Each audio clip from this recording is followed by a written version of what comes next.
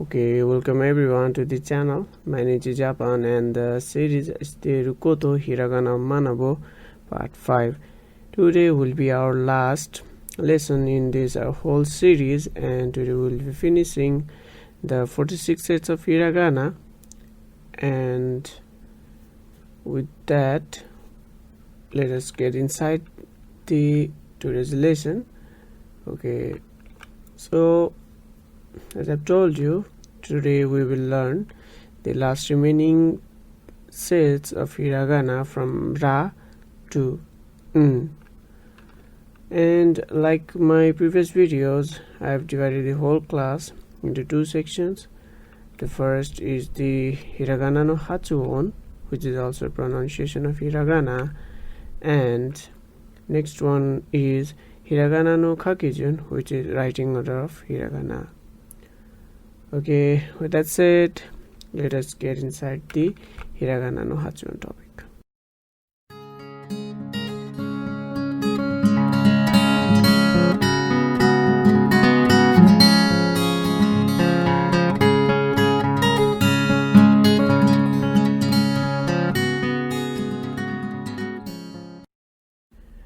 Okay guys, so let us get inside the first topic, that is the pronunciation of Hiragana. And the first character we have for today's lesson is Ra.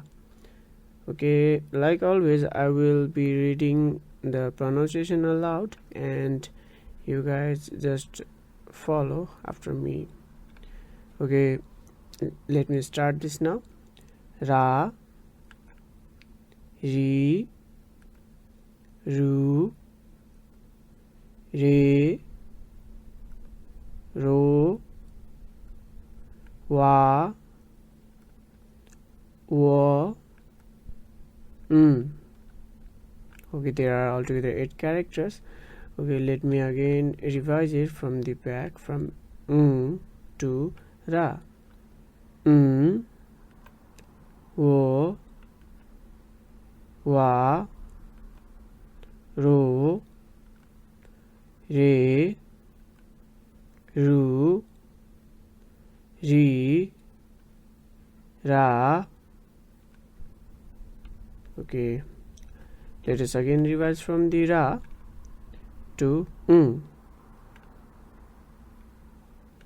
Ra, Ri, Ru, Re, Ro, Wa, Wo,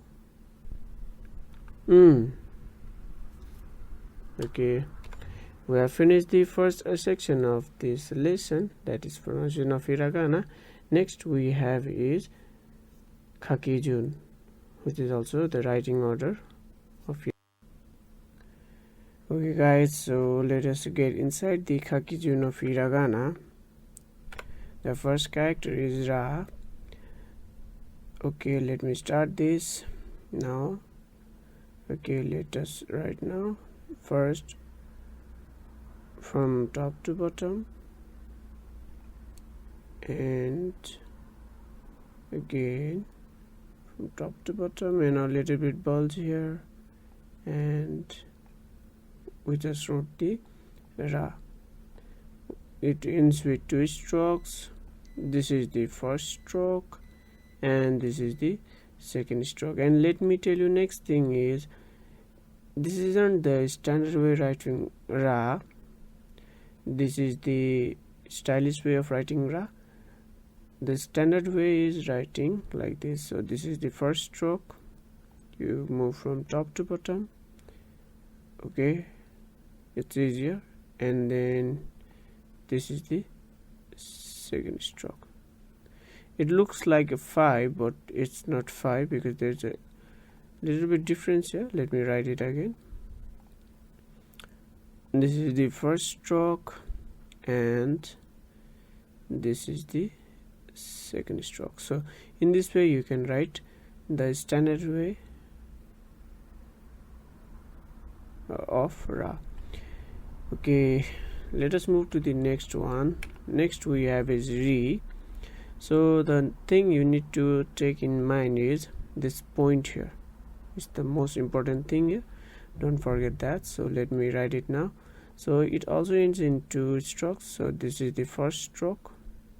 You move from top to bottom, and don't forget this section here. Okay, so this is the first stroke, and next we have this second stroke. So it goes like this. This is the second stroke. Okay, in this way we can write re. And next most important thing is the re of hiragana and katakana. They are similar. The only difference is this portion here. So if you want to write re of katakana, what you do is you just pull a line and another little bit curved line to the right, and you write a re. This is for katakana, while this is for hiragana. And some people, they also prefer to write re like this. So I also write like this, so it makes a little bit sense here. So what you just wrote is the stylish way of writing re. So the difference here is this section here. So this section is omitted from this section, and if you omit that, you can get the standard way of writing re. So this is how you write re. And I again emphasize you guys to write re in this way. This is the standard way of writing re. That's what I was told by my teacher, my Japanese teacher. Okay, so let us move to the next one. We have is ru. So ru, it ends in 2 stroke. Okay, let me write this. And next thing is it looks like 3. Okay guys, and okay, let me finish this and I'll tell you that thing. Okay, it ends in only 1 stroke. Okay, it looks like a 3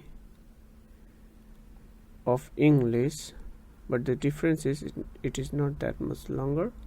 First thing, this section is not necessary, and another thing is there is this maru. Okay, so what is maru is it's a circle in Japanese. So Japanese, they call circle as maru, so you put maru here.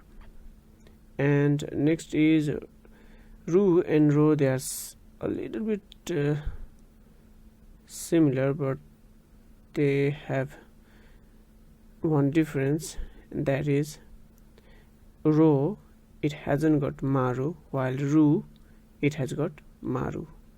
Okay, you need to remember that. That is the only difference here. Okay guys, put that in your mind. Okay, so let me erase this one also. So ru, it ends in only 1 stroke. Okay, next we have is re. Okay, so first one is this stroke here. This is the first stroke. After that, let us move to the next stroke, and the next stroke is, okay, I did a mistake here. Wait guys, so I left this portion here, so let me fix that. Okay, so it is like this. It is how you write re. I'm using mouse, so my pointing, it seems not that much good. It is not good. Okay guys, okay, so this is how you write re. And in our previous video also we discussed about this, that re, and this is ne, and wa. They look somehow similar, but there's a difference, and that is the letter portion here. Okay, the right side. So there's a difference here guys, so you need to put that in mind. This section this section to the right of the dotted line, they are different here, guys. For ne, for wa, and for re, so they are different. If you put this in mind, it would be easier to differentiate between ne, wa, and re. Don't forget that, guys. And also nu is also a little bit okay. Oh, sorry. Okay, let me read this. It's not necessary, we don't need to discuss that. Okay, so don't forget this, guys. Ne, wa, and re, they look a little bit similar, but they are not that much similar. There's a difference, and I just told you the difference here. Okay, next we have is row. So it looks like 3, as I told you earlier also, that it is a little bit similar to ru. The difference is maru. You don't need to put maru here. So maru is the circle. Okay, guys. Okay, let us write it now. So like ru, it also ends in only one stroke, and the necessary thing to put in mind is that this portion is shorter. Okay, guys, this portion is shorter while this is longer. It looks like 3, but it's different than 3 because 3 is written like this. There is a straight line and then the bulge part over here. Some also love to write 3 like this, but re is different. You put a slightly inclined line first and then you go like this. So there's a little bit difference. You don't write the exact 3. Okay, guys. Okay, next we have is wa. So I told you before also, ne, and then re and wa, they look similar, but difference is the right part. I've told you before also. Okay, guys, so this is ne, this is re, and this is wa. There's a difference here, guys, don't forget that,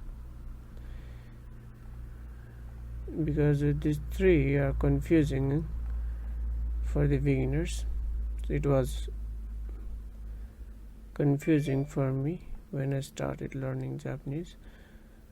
If you are genius, there's no problem, but if you are average student like me, then it might get a little bit tricky at first, because some are able to learn hiragana within 2 or 3 days, while some might take time to remember the hiragana.